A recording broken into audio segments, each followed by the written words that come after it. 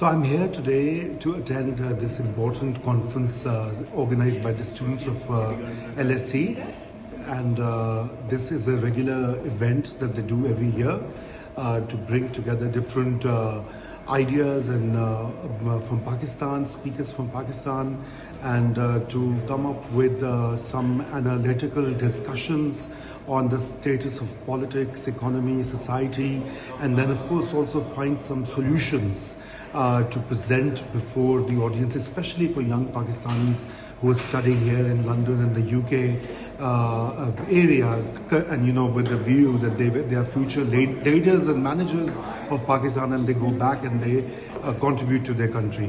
So this is a really well organized event, and full marks to the organizing team. I'm here with Mr. Muhammad Zubair Umar, who was one of the speakers at the event. So Zubair sir, please tell us the importance of such events, and why is it important to engage with the young Pakistanis and students about the future of Pakistan? I think there's a general perception, which is also true to a great extent, that the younger generation feels that they are completely disconnected from what is happening in Pakistan, what the policy makers, those who are responsible for decision making, they are planning for Pakistan. The generation, which is obviously the youth of Pakistan, obviously needs to understand and be connected with the reality of what is happening in Pakistan. And that is why such occasions, such gatherings, and especially those living outside Pakistan, I mean the young Pakistanis who are here studying at LSE, I think it's important for them to understand a different perspective. It's not just about one point of view that they need to conform to, but a debate like the one that we had in the 2 sessions before, and a very good address by Justice Athar Manila right now going on, all will obviously give them something to think about, something to debate about, and understand the dynamics of Pakistan as Pakistan moves to a very historic February 8th election, whichever way one wants to see, and what the people, especially the youth, expects from them. So Zirak, tell us about this conference at the LSE. Why is it organized every year, and what do you achieve by doing so? Yeah, so this year I think I've heard this question quite a lot more often than I did last year. Why do you organize it? So the catch line is, we don't want to give up on Pakistan even if we're not in Pakistan.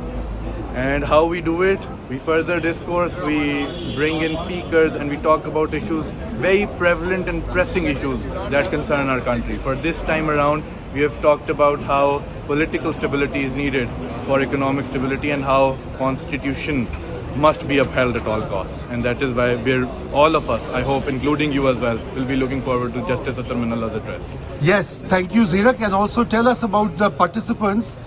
So are they mostly students, or are they also the members of community? Yeah, we've got a mixed crowd this year: women, students, men, old citizens, senior citizens. We don't call them old; they're still young. But we've gotten a mixture of a lot of people, and it's because everyone, whether they're young or they're students, are worried about Pakistan. And we believe, and we give an opportunity for everyone to come together. Even though it's an academic platform, it's the platform of LSE, we welcome everyone. So I'm also speaking to one of the organizers, a student in London. So please introduce yourself and tell us why this is an important event. Yeah, my name is Laiba Afzal, and I'm head of marketing and outreach for the LSE Future of Pakistan conference. It's very important because, as you know, the community of Pakistanis, especially international Pakistanis, is very sparse. Even in LSE, it's a privilege to find other Pakistanis, but we are the future of Pakistan. And as said by everybody now, Pakistan is at its breaking point, whether that's economically, financially, politically.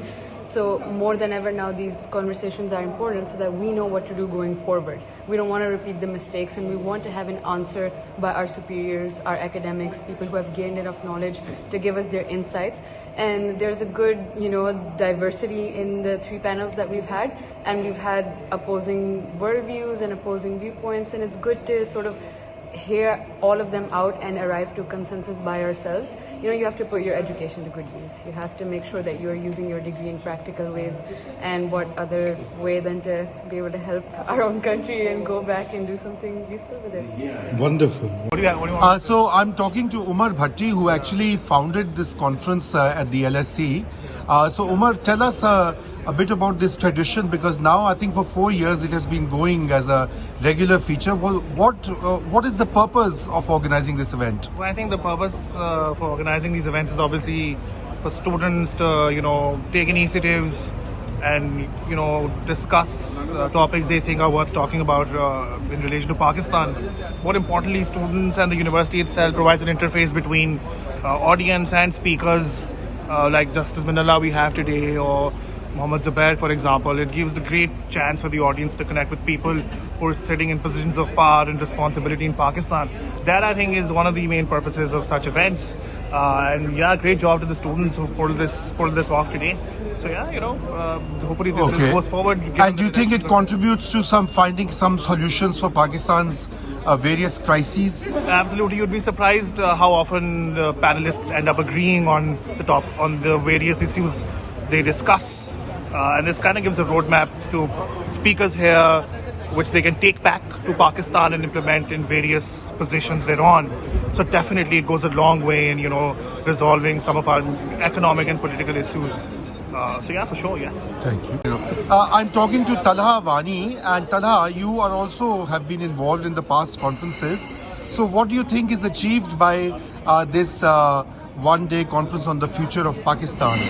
I think it's pretty good to sort of connect not just students here. Obviously they leave Pakistan and they need to be connected back home to the issues that are going on there. It's also good for the diaspora. We have lots of diaspora students here. So it's very good to connect them with the sort of ground realities back home. Also, it's also good for sort of academics and people in LSE and other London universities and other UK universities who want to sort of learn about Pakistan's issues. So it's very good in that sense, and they're very good high-profile speakers who can sort of convey those ground realities. Wonderful. Thank you, Talha. So, Ahmed Norez Rana, you are here to attend the conference. Tell us about the panel that you moderated, and what were the key sort of points discussed in that panel. Yes, absolutely. So I moderated the economy session on LSE Future of Pakistan Conference, in which we talked about the future economic growth agenda. And it was a very stellar and a very comprehensive panel, because it had representation from the private sector. We had Hamza Javed, who's the CEO of one of Pakistan's largest private sector companies at the moment. Then we had former Minister of Privatization, Mr. Zubair Umar.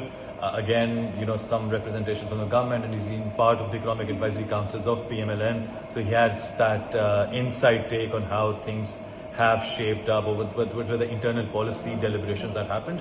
And then we had representation from the academia. We had Professor Adil Malik, who's a professor of economic development, and he brings that theoretical perspective of how things should ideally be. And all of these was discussed in light of Pakistan's evolving political landscape, because we cannot tend to isolate the economy from the political dynamics, from the constitutional issues and challenges that tend to arise every now and then.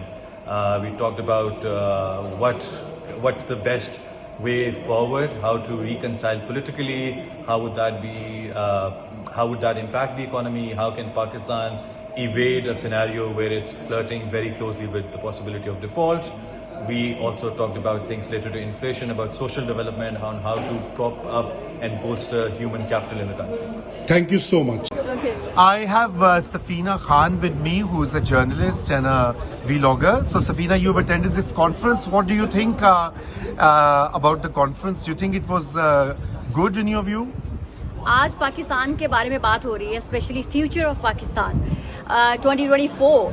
जो बातें अंदर हो रही हैं, काश वो तमाम की तमाम पाकिस्तान की सियासत के अंदर सियासतदान इम्प्लीमेंट भी करें, क्योंकि बातें करने में अच्छी लगती हैं, कानों को सुनने में भी अच्छी लगती हैं, लेकिन वो बातों का तभी असर होता है जब वो पाकिस्तान में प्रैक्टिकली तौर पर इम्प्लीमेंट हो रही हूँ, जब पाकिस्तान के अंदर सही जमहूरी रवैये पलप रहे हों।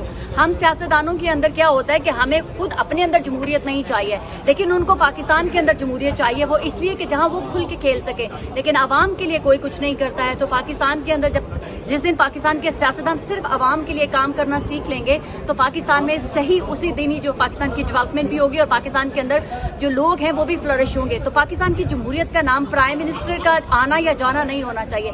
पाकिस्तान के अंदर जमहूरियत, पाकिस्तान की आवाम जब फ्लरिश करे, उनको बेसिक राइट जिस दिन मिल जाएंगे तो पाकिस्तान के अंदर असल जमहूरियत हो जाएगी।